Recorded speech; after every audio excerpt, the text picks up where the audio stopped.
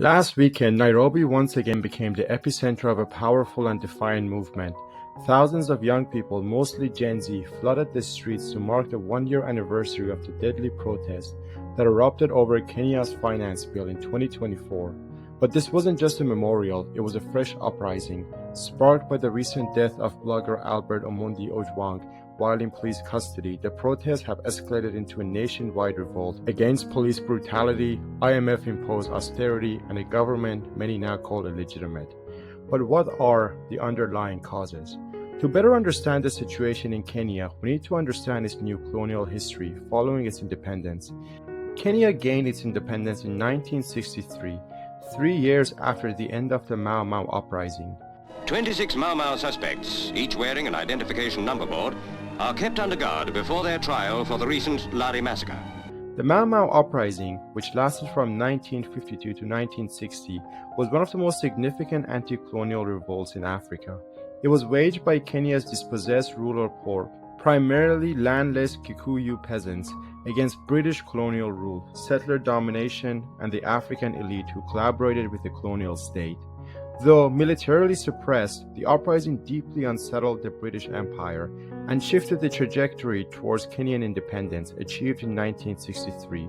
To truly understand the Mau Mau uprising, however, we must go beyond the violence in the forest and examine the deep class and ethnic fractures that colonialism produced and exploited. British colonialism in Kenya violently restructured society.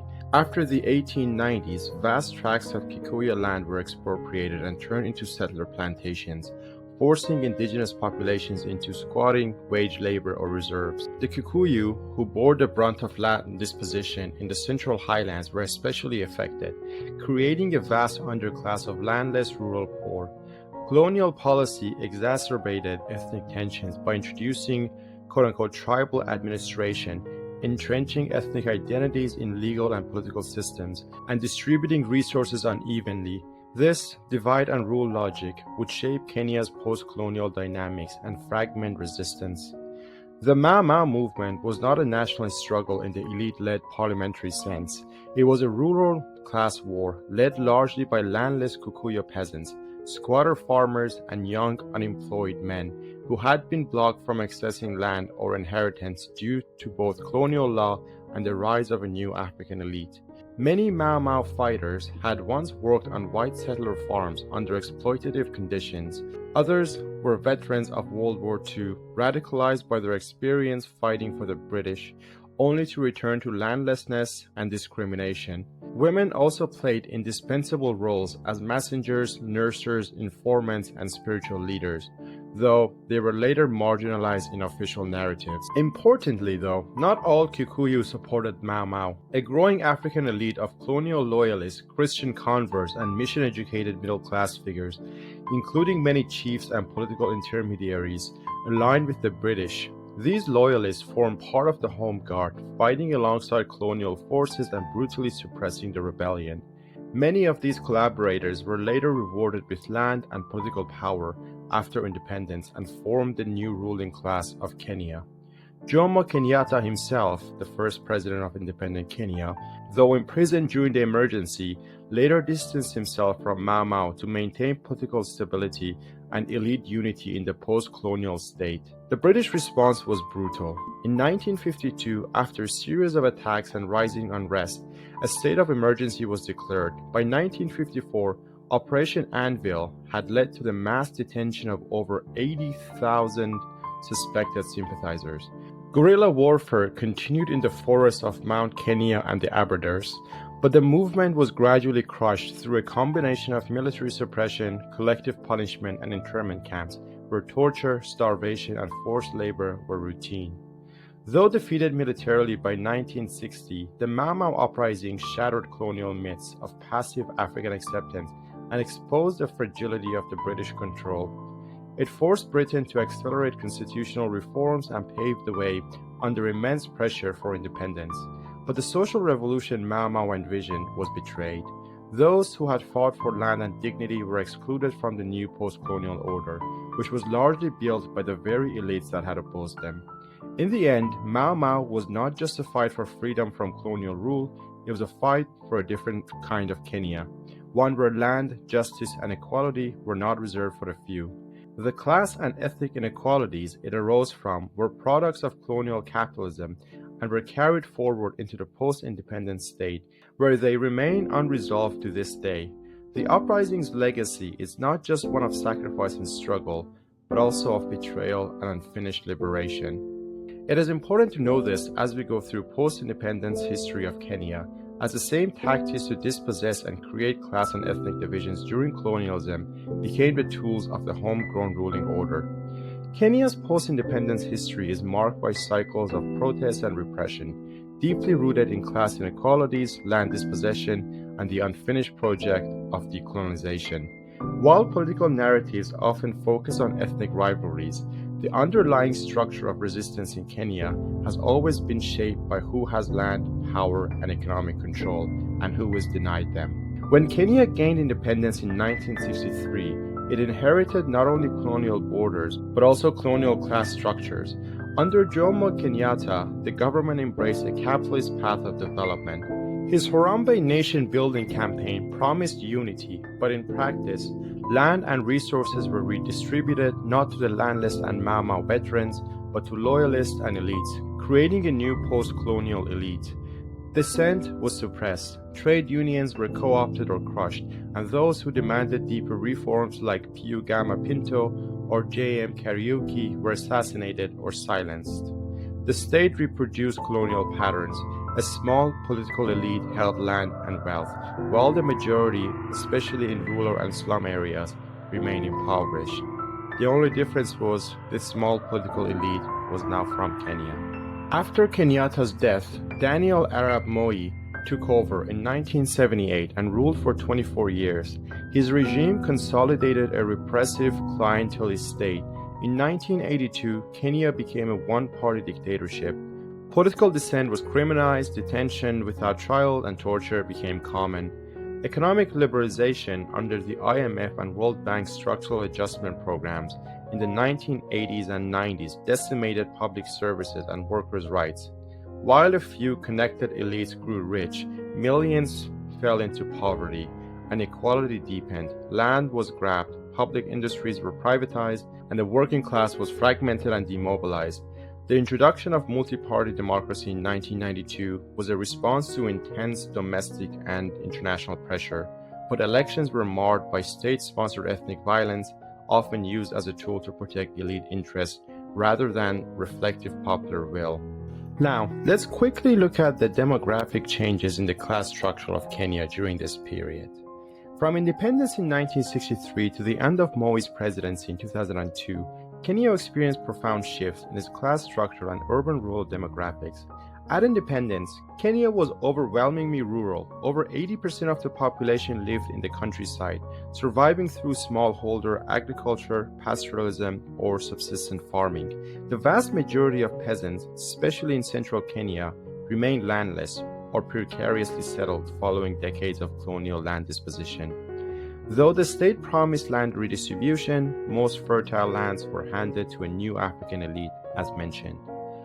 Under Jomo Kenyatta, rural development was prioritized through Harambee self-help schemes, cooperatives, and agricultural subsidies. This had modest successes, but by the late 1970s, as Moi rose to power, urbanization began to pick up. Industrial towns like Nairobi and Mombasa grew as internal migration escalated, creating a fragile but growing working class, largely concentrated in public sector employment, transport, and manufacturing.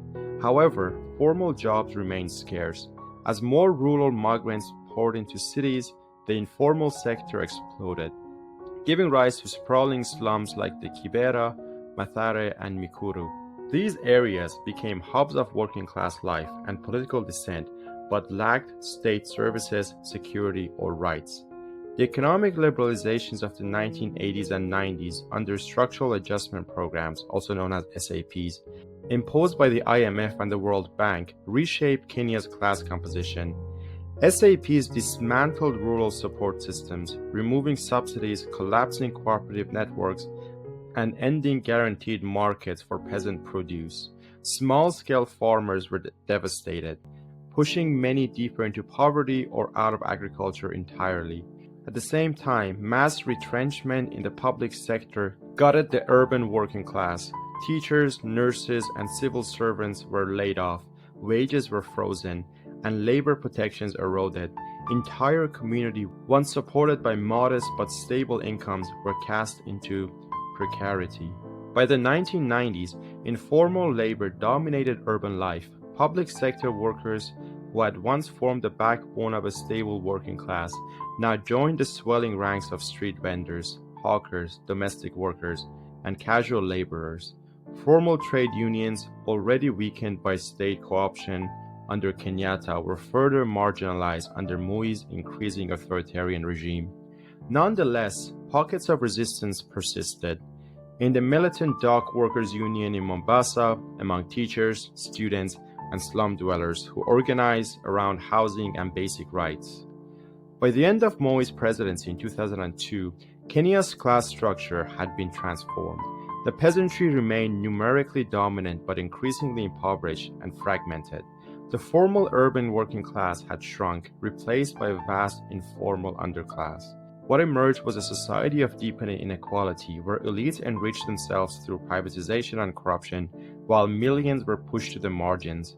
Urban slums and rural hunger zones became twin faces of a failed post-colonial promise, and in both, a simmering working class anger laid the foundation for the waves of protest that would follow in the 2000s and beyond.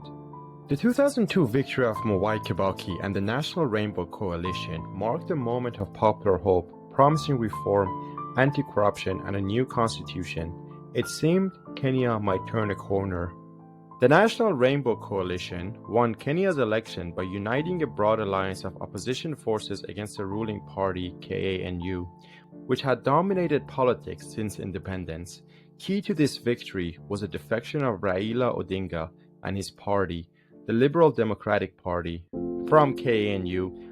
Raila's support base merged with Mwai Kibaki's Democratic Party and other opposition groups to form the National Rainbow Coalition, a multi-ethnic, anti-establishment coalition promising democratic reform, anti-corruption measures, and a break from Moi's authoritarian legacy. Riding a wave of public frustration with 24 years of repression and economic stagnation, the Rainbow Coalition won by a landslide. Kibaki secured 62% of the presidential vote, ending Kenya African National Union's 40-year rule. Since then, Kenya has continued to undergo transformations in both its political landscape and socioeconomic class composition. As mentioned, Kibaki's government promised reform, economic recovery, and anti-corruption. For the first time in decades, there was space for relatively open political expression. A growing middle class began to emerge, anchored in Nairobi, Kisumu, and Mombasa, largely composed of professionals, entrepreneurs, and civil servants. But the foundation of this class remained fragile and uneven. Kibaki's tenure saw a modest expansion of access to education and infrastructure, but the economic benefits were deeply stratified. While GDP grew, so did inequality. Urbanization accelerated. By 2010, nearly a third of Kenyans lived in cities, but the vast majority of the growth occurred in informal settlements, where services were absent and housing insecure. Most of the working-age people continued to labor in the informal economy: motorbike, taxis, also known as boda boda, small kiosks, domestic work, and construction. Only a small percentage were formally employed, and most had no labor protections. Kibaki's later years were tainted by corruption scandals and rising commodity prices, which hit the working poor the hardest. The 2007 post-election crisis revealed the fragility of Kenya's social cohesion. While it was cast internationally as ethnic violence, the unrest was actually deeply rooted in class marginalization, youth unemployment, and landlessness. Urban slums became battlegrounds. The violence left over 1,000 dead and more than 600,000 displaced. The subsequent power-sharing government between Kibaki and Raila Odinga, brokered by international mediators, paved the way for Kenya's 2010 constitution. This progressive document promised decentralization of power to the states, human rights, and limitations on executive power. However, implementation lagged, and elites quickly captured many of the new developed positions of power. In the 2010s, Kenya's economy became heavily reliant on debt-financed infrastructure, particularly under the Jubilee government of Uhuru Kenyatta, the son of the original Kenyatta, and William Ruto, the current president. Chinese loans built highways, railways, and ports, but these flagship projects masked a growing debt crisis and little structural transformation. Manufacturing stagnated, agriculture remained underfunded, and service sector jobs were largely precarious. Youth unemployment remained staggeringly high, with over 35% of those under 30 jobless or underemployed. While a consumerist middle class expanded in Nairobi's malls and gated suburbs, most Kenyans, rural farmers, informal workers, and the urban poor were locked out of the economic boom. Land grabbing by elites forced evictions in slums, and displacement for infrastructure projects became common. Kenyatta's second term saw growing disillusionment. After a bitter 2017 election, which was nullified by the Supreme Court and rerun amid opposition boycotts, Kenyatta made a surprise alliance, the handshake, with Raila Odinga in 2018. This sidelined William Ruto and revealed the elite nature of political pacts. Regardless of party, power remained concentrated in a narrow political class, sometimes transferred from father to son, in the case of Kenyatta. Meanwhile, the working class faced escalating food and fuel prices, while corruption scandals like the Aror and Kimbara dams became routine. In 2022, the current president, William Ruto, campaigned as a populist under the slogan of the Hustler Nation, claiming to represent the poor, informal workers, and marginalized youths against the dynasties of Kenyatta and Odinga. His victory reflected a rejection of the status quo, especially by unemployed youths and rural voters. But once in office, Ruto quickly embraced IMF-backed austerity, introducing a deep, unpopular finance bill that increased taxes on essentials like bread, fuel, and mobile money. These policies hit informal workers and low-income households hardest, exposing the betrayal of the hustler promise. By 2023-2025, Kenya had become a debt-trapped state governed by a new liberal elite. The formal economy offered few jobs. The majority of workers labored without contracts, protection, or benefits. Women and youth dominated the informal sector, where exploitation and insecurity were rampant. Rural areas remained underdeveloped, and climate shocks further devastated peasant agriculture. The social safety net was minimal. Amid this context, waves of protest erupted, first over economic pain, then over police brutality, and finally over the deep legitimacy crisis of the state itself. What began as tax protests evolved into a generational uprising. Gen Z, raised in poverty and digital savvy, mobilized mass protests in 2024 and 2025, confronting not just the finance bill, but the entire post-independence political order. Many of these youths are children of informal workers, gig laborers, or unemployed graduates excluded from the post-colonial promise of prosperity. Their movement, rooted in feminist, leftist, and labor solidarities, demands not just economic justice, but a new social contract, one that breaks with both colonial legacies and their new colonial successors. So, since the winning of the Rainbow Coalition to today, Kenya's class structure has continued to shift towards a precarious urban underclass, a shrinking formal workplace, and a peasantry increasingly battered by climate, market volatility, and state negligence. Political reforms have been cyclical and elite-managed, failing to address the root of inequality. The euphoria of the NARC victory faded into disillusionment as corruption scandals piled up, igniting the 2007-8 post-election violence, an eruption of fury over rigged votes and stolen futures that was mischaracterized. The 2016 anti-IEBC protests saw tear gas and bullets meet calls for electoral fairness. Then came the COVID-19 lockdowns, where curfews became a weapon in the class war on the poor, and resistance flared in Mathare and Kibera. Though through it all, Kenya's protest tradition endured. Coming back to the present, Albert Omondi Ojwang was a Kenyan digital activist and TikTok commentator. Known for his outspoken criticism of President Ruto's government, police brutality, and IMF-backed austerity. In June 2025, he was arrested under vague charges of incitement and later died in police custody. Authorities claimed he died of natural causes, but leaked photos showing signs of torture sparked widespread outrage. Human rights groups confirmed he was severely beaten, and the state attempted to cover up the incident by delaying the autopsy report and intimidating his family. His death became a powerful symbol for Kenya's Gen Z-led protest movement, highlighting the brutality of state repression and galvanizing calls for justice. Then, on July 7, 2025, at least 11 people were killed on the 35th anniversary of the Sabo Sabo pro-democracy uprising, initially commemorating the 1990 push for multi-party democracy.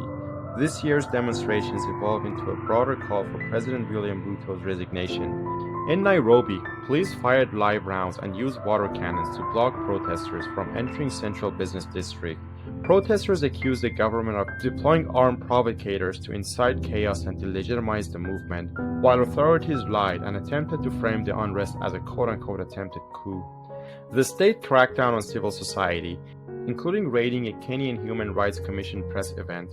Over 80 people have been killed in protests since June 2024, highlighting growing repression amid worsening inequality and disillusionment. In the shadows of the chaos, at least 14 women have been raped, 10 in Nairobi alone. Local feminist organizations accuse the state of not only failing to protect women, but of enabling violence through deliberate withdrawal of police presence from protest-heavy areas. The government has framed these protests as terrorism disguised as dissent, banned media coverage, and cracked down on independent journalists. However, every independent voice on the ground and social media posts clearly show the police as the instigator of violence. Yet despite the media blackout, protesters found power in digital resistance. TikTok, Telegram, and encrypted WhatsApp groups became common centers of the uprising, enabling decentralized action that caught police off guard and sustained momentum even as mainstream outlets were silenced. Now firmly rooted in anti-colonial consciousness, the movement rejects both neoliberal exploitation and neo-colonial control, embodied by IMF-led austerity. Protesters demand independence prosecution for police killings, economic reforms that prioritize people over profit, and a decisive end to IMF-directed austerity, which activists say extend the logic of colonial subjugation through debt. The party Marxist Kenya formally backed the Gen Z uprising, denouncing both austerity and state violence and calling for a socialist alternative to neoliberalism. Trade unions like the COTU initially attempted to contain the protest, but this year, teachers, pharmacists, healthcare workers, and even members of the police have broken ranks, joining protest blockades to demand justice and institutional reforms. Feminist and human rights groups have also mobilized. Activists highlighted the broader struggle for justice and safety for women, particularly in the wake of the widespread reports of sexual violence during protests. The Kenyan Bar Association, journalist unions, and civil society organizations have all condemned the state's violent repression, media blackout, and criminalization of dissent. Even members of the clergy have broken their silence, urging the government to listen rather than shoot.